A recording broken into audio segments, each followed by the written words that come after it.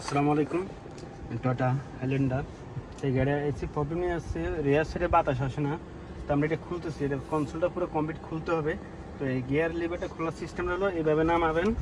আমি যেভাবে নামাইতেছি দেখেন, এই যে এইভাবে নামাইলাম। নামানোর পরে এখানে একটা লক আছে, লকটা আমি চাপ দিয়ে খুলবো। এই যে লকটা আছে এখানে, আমি চাপ দিলাম।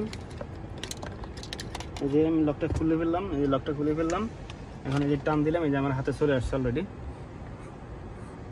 তো আপনারা এটা কীভাবে খুলবেন, নেক্সট আমরা এখানে একটা লকার নেবেন, লকার নিয়ে জাস্ট এভাবে গ্যাপ করবেন, এভাবে চাপ দেবেন। এই যে অলরেডি খুলে গেছে।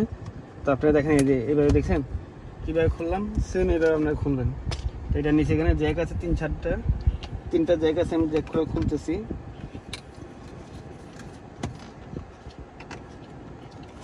জ্যাকগুলো আমার খোলা শেষ, এই যে অলরেডি আমি বের করে ফেলছি। এভাবে অবশ্যই দেখে শুনে খুলবেন আপনারা। তো ভিডিও ভালো লাগলে অবশ্যই আপনারা শেয়ার করবেন, অন্য বাইকে দেখার সুযোগ করে দেবেন, অন্য বাইকে শেখার সুযোগ করে দেবেন। তো সবাই ভালো থাকবেন। আসসালামু আলাইকুম।